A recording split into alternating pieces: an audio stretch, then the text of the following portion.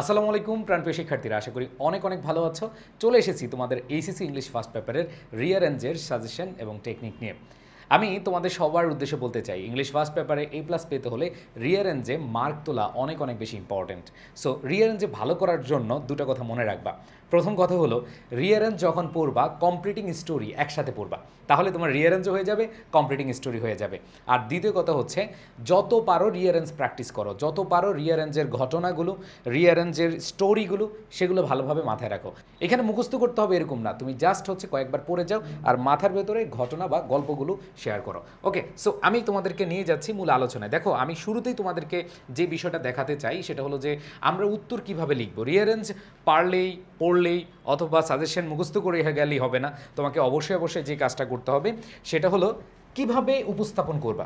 মনে রাখবা, রিয়ারেঞ্জের ক্ষেত্রে পুরো উত্তর লেখার কোনো প্রয়োজন নাই, বাট যদি সময় থাকে তুমি আলাদা করে লিখে দিতে পারো। মানে হচ্ছে তুমি হচ্ছে ওই গল্পটা সুন্দরভাবে লিখে দিতে পারো। তবে মাথায় রাখতে হবে, এইখানে কোনোভাবেই তুমি রিয়ারেঞ্জ লেখার সময় ABCD এইভাবে যেভাবে দেওয়া থাকে সেভাবে দিতে পারবা না।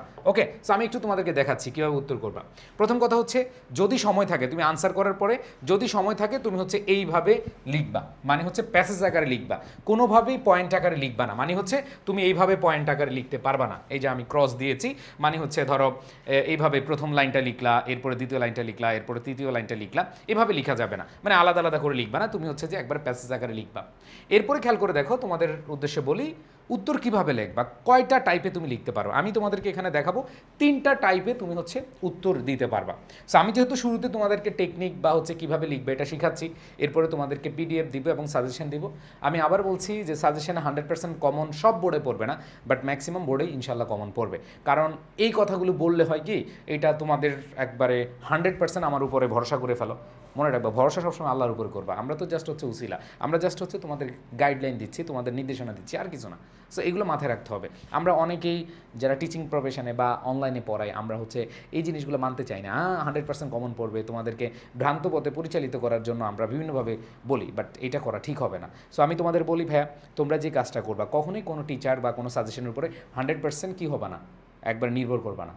মনে রাখবা, তোমার মাথাও কিছু লাগবে। সো সেই জন্য কিছু টেকনিক তোমাদেরকে শিখিয়ে দিব, যাতে করে কমন না পড়লেও তুমি লিখতে পারো। আসো তোমাদের বুঝাচ্ছি।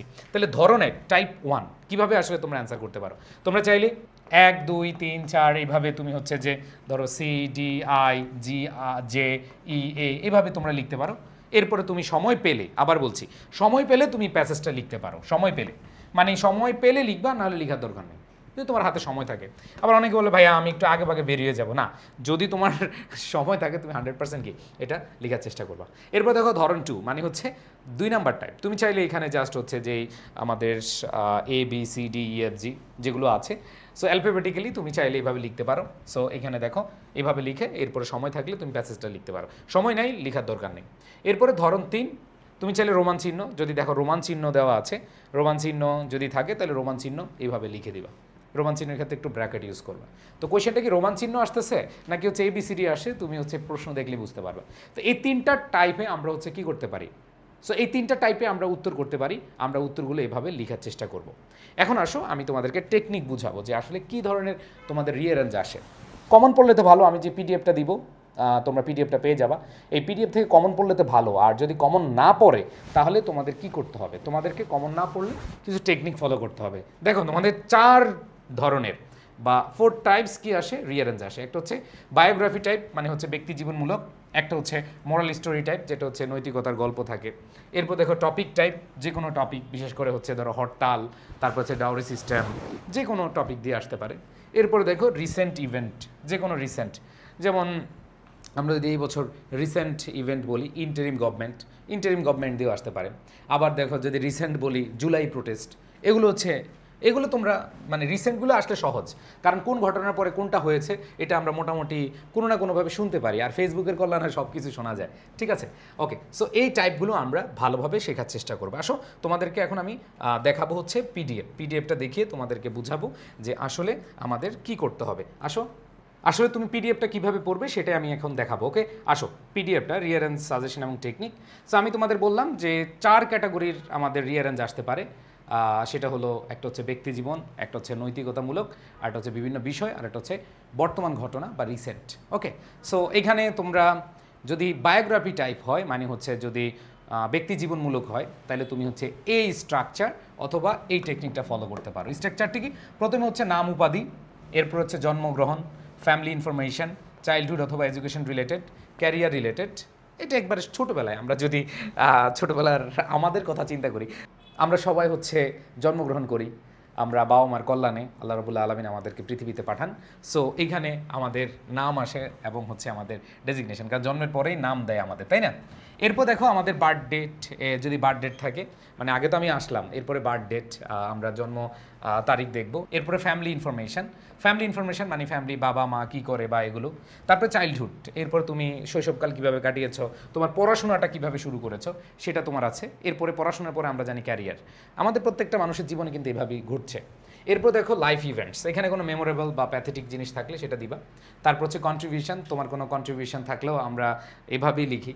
সো এটা তোমার না, যে কোনো ব্যক্তির ক্ষেত্রে কন্ট্রিবিউশন আনবা, রিওয়ার্ড আনবা, ডেথ, এবং এরপরে দেখবা কাউকে মৃত্যুর পরবর্তীতে যে মরণোত্তর পদক দেয়, সো মরণোত্তর পদকও আসতে পারে। সো মরণোত্তর পদকও যদি থাকে শেষে নিয়ে আসবা। সো এখানে এক্সাম্পল আমি দিয়েছি, পিডিএফটা যেহেতু তোমরা পাবা তোমাদেরকে এভাবে দিয়েছি। আর মোরাল স্টোরি টাইপ, এটা আসলে স্টোরি, গল্প আকারে, কারণ তোমরা বুঝতে পারবা যে তোমরা নাটক, মুভি অথবা বিভিন্ন ঘটনা কিন্তু শুনতে পাও। সো এখানে মোরাল স্টোরি টাইপ যেগুলো আছে, শুরুতে introduction, once upon A time, once there ওয়াজ এ, আবার লং অ্যাগো, এগুলো দিয়ে আমরা থাকি সেন্টেন্সটা, ওইটা সবার আগে নিবা। এরপরে হচ্ছে কিছু ফ্লো রাখবা, ফ্লোর পরে লাস্ট হচ্ছে কনক্লুশন। এখন বিষয়টা হলো যে এই ক্ষেত্রে অবশ্যই তোমাদেরকে ওই গল্পটা জানতে হবে। যেমন আমরা জানি যে রাখাল এবং বাঘের গল্প, আমরা জানি একজন কৃষকের 3টা বাচ্চা ছিল, ওই বাচ্চার গল্প আমরা জানি। আমরা থার্স্টিক্রো মানে তৃষ্ণার্ত কাকের গল্পটা জানি। সো এগুলো থেকে মোরাল স্টোরি টাইপ হয়ে থাকে। এটা হচ্ছে গল্প মানে স্টোরি যেগুলো আমরা পড়ি। এরপর টপিক টাইপ আসলে ইজি আছে, যে কোনো টপিক থেকে আমাদের আসে।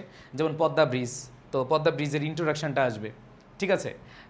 এরপরে দেখো ডেফিনেশন দিবা, এরপরে এর উপকারিতা, যদি উপকারিতা অনেকগুলো থাকে অনেকগুলো লিখবা। এরপরে হচ্ছে এর অপকারিতা, স্বাভাবিকভাবে পদ্মা ব্রিজের কোনো অপকারিতা নাই, তাইলে হচ্ছে তোমার অপকারিতা এখানে আসবে না। এরপরে কোনো সমস্যা থাকলে কি সমস্যা লিখবে এবং সমাধান লিখবা, অ্যান্ড দেন উপসংহার। তো এটা হচ্ছে আমাদের খুব ইজি একটা বিষয়। যদি পজিটিভ জিনিস থাকে, পজিটিভ জিনিস আগে হচ্ছে ইন্ট্রোডাকশন আসবে, এরপরে হচ্ছে তোমার এর সংজ্ঞাটা আসবে, সংজ্ঞার পরে তার বেনিফিশিয়াল পার্ট এবং যেগুলো বেনিফিট আছে এগুলো দিবা। এরপরে এখানে কোনো ইফেক্ট আছে কিনা, এখানে কোনো সমস্যা আছে কিনা, সমাধান আছে কিনা সেটা দিবে, and then last conclusion. So এগুলো মোটামুটি কম আসে, তারপরে আমাদের জানতে হবে। এরপরে আসো আমি যদি তোমাদের বলি, লাস্ট হচ্ছে আমাদের যে রিসেন্ট যে কোনো রিসেন্ট ইস্যুটা আমরা মোটামুটি সবাই পরিচিত থাকবো। মানে রিসেন্ট ইস্যুর বিষয়টা হলো কি, যে তুমি কোনো না কোনোভাবে ঘটনাগুলো জানো, সো সিকোয়েন্স অনুযায়ী জাস্ট বসিয়ে দিবা। তো এখানে আমি তোমাদেরকে টেকনিকগুলো এতক্ষণ দেখালাম এবং তোমাদের অ্যান্সার করার সিস্টেমগুলো এখানে আছে। এবং তোমাদেরকে এখন যে বিষয়টা বলবো, যে তোমাদের যে পিডিএফটা আমি দিচ্ছি, এই পিডিএফে আমি কিছু সাজেশন দিয়েছি যেগুলো আসার মতো। আমি আবার বলছি, এই পিডিএফটা তোমরা নিজের আগে চেষ্টা করবা। দেখো প্রত্যেকটা হচ্ছে আগে প্র্যাকটিস দেওয়া আছে, কোনো অ্যান্সার দেওয়া নেই। তাহলে ভাই অ্যান্সার কই পাবো, এটা নিয়ে তোমাদের অনেকের প্রবলেম হতে পারে, তাই না? তাহলে তোমরা এখন অ্যান্সার কোথায় পাবে, তাই না? অ্যান্সারগুলো দেখো, খুব সুন্দরভাবে আমরা অ্যান্সারগুলো দিয়েছি, এই যে, এবং অ্যান্সারে বাংলা করে দিয়েছি গল্প আকারে। মনে রাখবা, রিয়ারেন্স যখন পড়বা কমপ্লিটিং স্টোরির মতো করে পড়বা। মানে তুমি রিয়ারেন্স পড়া মানে হচ্ছে তোমার কমপ্লিটিং স্টোরি হয়ে যাবে। যেমন হচ্ছে এখানে ফক্স এবং হচ্ছে আঙ্গুর ফল টক, এটা কিন্তু আছে। অনেস্ট ট্যাক্স কালেক্টর, এটা তোমাদের ক্রিয়েটিভ স্টোরি তো আসতে পারে। তো এই যে স্টোরিগুলো তোমাদের হয়ে যাবে আশা করি।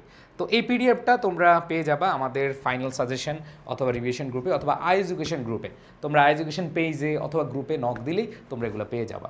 সো বেশি সময় নিচ্ছি না, আশা করি তোমরা এই রিয়ারেঞ্জের ক্লাস করে অনেক বেশি উপকৃত হবে। তবে তোমাদের উদ্দেশ্যে বলি, যাদের পরীক্ষা চলে আসছে, যারা পড়াশোনা নিয়ে সিরিয়াস, বিশেষ করে যারা 26-এর আছো, তোমরা আমাদের ফাউন্ডেশন কোর্সে ভর্তি হতে পারো, কামব্যাক কোর্সে ভর্তি হতে পারো। এবং তোমরা যারা 25 ব্যাচের আছো, যারা 25 ব্যাচ, অনেকে এই ভিডিওটা দেখবা, 25 ব্যাচ আমাদের ফাইনাল রিভিশন, মাত্র 25টা ক্লাসে আমরা ফাইনাল রিভিশন করাচ্ছি তোমাদেরকে। এই ফাইনাল রিভিশনের জন্য আমরা টোটাল 70টা ক্লাস দিব, বাংলা, ইংরেজি, আইসিটি এবং অন্যান্য সাবজেক্টও আছে। এই 70টা ক্লাসের কোর্স ফি মাত্র হচ্ছে 69 টাকা, বলা যায় ফ্রি, ফ্রি। সো তোমরা চাইলে আমাদের এই কোর্সে এনরোল করতে পারো। আর সময় নেই, অলরেডি ক্লাস শুরু হয়ে গেছে, তোমরা চাইলে অ্যাড হয়ে যেতে পারো। আই এডুকেশন পেজে নক দিবা অথবা আমাদের যে হোয়াটসঅ্যাপ নাম্বার আছে সেখানে নক দিবা, অ্যাড হতে পারো। সবাই ভালো থাকবা, সুস্থ থাকবা। আল্লাহ হাফেজ, আসসালামু আলাইকুম।